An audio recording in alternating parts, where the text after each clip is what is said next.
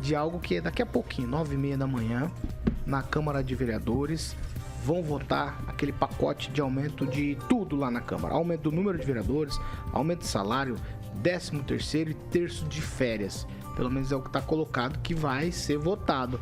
O presidente Mauro Socal esteve aqui com a gente e disse que pelo menos 14 dos 15 vereadores estão fechados para votar e aprovar esse projeto. Nós vamos discutir aqui porque o Observatório Social aqui de Maringá, eles divulgaram uma pesquisa que aponta o impacto financeiro nas despesas que a Câmara de Vereadores terá com a elevação dos atuais 15 parlamentares para 23 e com o pagamento também de 13º, férias, que são propostos aí no projeto. Os dados levaram em consideração a publicação da proposta de emenda à lei orgânica do município, que trata da alteração do valor do subsídio do vereador, que passará de R$ 10.622,91 para R$ 15.193,35. No caso do presidente, vai ser o aumento de R$ 15.934,37 para R$ 22.793, certo? A primeira análise leva em conta aí o cálculo, tendo em vista a aprovação para que a partir de 2025 a Câmara tenha 23 representantes. Aí esse número elevaria o número em 51,6%, passando de R$ 1.975.861,32 para R$ 2.995.660,68 ao ano. Então, de 1.975.000 para 2.995.000. E aí, levando em consideração a proposta de aumento de subsídio somado ao aumento de vereadores de 23, aí a implementação do 13º e férias, as despesas seriam elevadas em 140%. Em números totais, R$ 4.761.571,17. Aí, quanto aos gastos com assessores, em que cada parlamentar tem direito a 4 atualmente, né, cargos comissionados, sendo o chefe de gabinete, que recebe hoje R$ 10.378, o assessor parlamentar, que recebe R$ 8.389, e 2 assessores de gabinete, que recebem pouco mais de R$ 6.000 cada. As despesas anuais são de R$ 5.660.389.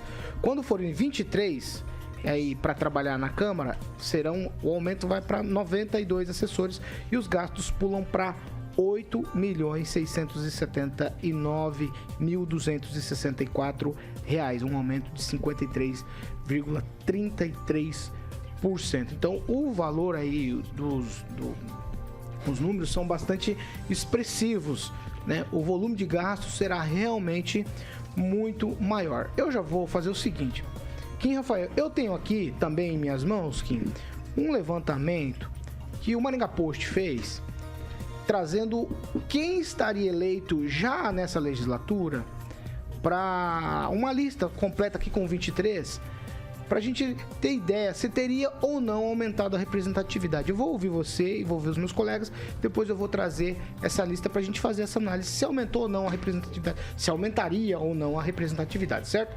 Então, Kim Rafael, o Observatório se manifestou, falando primeiro de uma pesquisa que o maringaense não quer, agora traz, assim se manifestou com uma pesquisa, agora o Observatório Municipal se manifesta trazendo os números, um aumento aí de pouco mais de 50% numa média geral.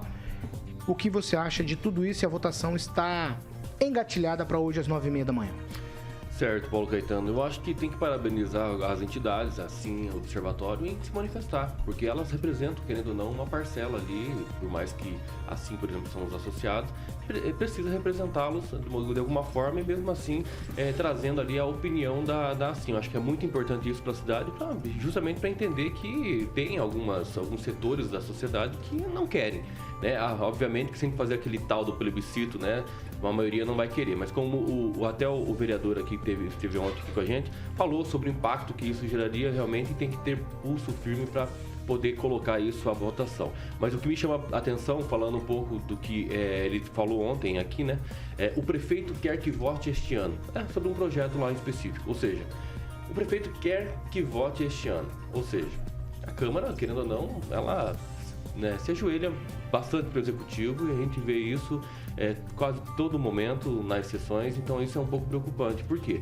Porque a Câmara precisa estabelecer ali um critério, né, de identificar o que o projeto seria bom ou não para a cidade. Agora, realmente, trazendo 23 vereadores, nós sabemos que não vai ser só impacto econômico, mas o impacto nas próprias sessões. São 23 falando, são 23 se posicionando, e vai gerar, sim, um debate democrático.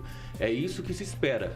Agora, como colocaram ontem no programa das 18 horas, a Edivaldo Magro, se eu não me engano, e o Rogério Calazans, sobre quem sabe aí colocar aí o aumento realmente do número de cadeiras e diminuir a questão dos assessores, ou diminuir valores, né, salários, enfim, seriam também para diminuir esse impacto. Até porque nós estamos muito com aquela cabeça de tecnocracia, né? O vereador tem que ser técnico, tem que ser advogado, não sei o quê, para ocupar. Isso não é certo, né? Pelo menos o que a nossa Constituição Federal traz, né, da representatividade e colocar só aqueles requisitos mínimos da idade, etc, saber ler e escrever.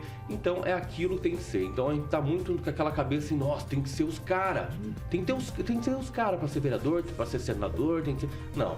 Infelizmente, nós temos que pensar de uma forma diferente para tentar trazer a população, a massa, aquela que realmente não tem acesso, às vezes, à política, ao pensamento político, a trazer para a representatividade. E alguns vereadores que às vezes estão lá no Requião, às vezes estão aqui no centro, enfim, tem essa oportunidade de trazer, né, o pensamento da massa para a Câmara dos Vereadores. E isso, esses 23 é para isso. Os 15 é pouco, já que a lei determina ali uma limitação para a nossa cidade. É bom, sim, que se ocupe aí o espaço dos 23. Professor Jorge. O Paulo, eu estive dando voltas por aí pela cidade, caminhando, dando uma olhadinha aí no horário do almoço e consegui fazer o seguinte levantamento. Fui lá para a base do Altamir Antônio dos Santos. Lá pela Ciro Zaru, todo mundo é contra. Todo mundo, professor? Todo mundo contra. Todo mundo Quantas contra. pessoas o senhor conversou? Todo mundo contra. Quantas pessoas? Aí, na sequência... Que base de pesquisa é essa?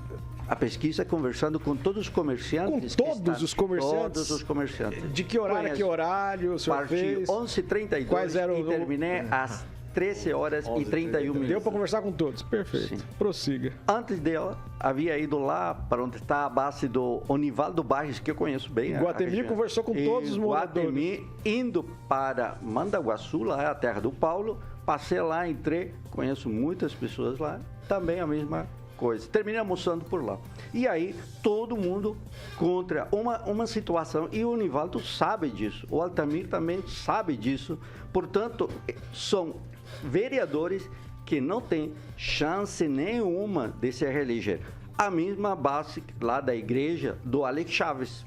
Também a mesma situação do MDB. Aí várias pessoas mandando mensagem aqui no WhatsApp. E claro, o outro que está com uma situação muito, muito, muito ruim é o Rafael Rosa, que nem chance terá. E ele não é candidato, ele não será candidato. Então, com maior razão, ele deveria ser recuado da decisão ou da opinião dele. O Sidney Teles também, sem chance, e junto com ele, o Paulo Biazão. Então, são vereadores que não terão possibilidades porque eles não conseguem explicar às suas bases eleitorais qual é a razão de fundo para esse aumento. E tem um detalhe, Paulo. Esta questão, e o Kim mencionou o prefeito não tem nem chance de fazer uma discussão do tema, porque a emenda, a lei orgânica, é promulgada pelos próprios vereadores. Ou seja, não há chance nem de veto ao prefeito Ulisses. Portanto, ele está de fora. Os vereadores devem necessariamente encarar a população e justificar o que é injustificável, tanto do ponto de vista econômico quanto do ponto de vista político. E um detalhe, Paulo, se eu tenho mais vereadores, mais candidatos à vereança, eu terei mais cabos eleitorais para a próxima eleição. E após a eleição, vem aí, olha, eu tive 300 votos, será que tem um cargo em comissão para mim? Esse é o jogo político que a gente está enfrentando, Paulo.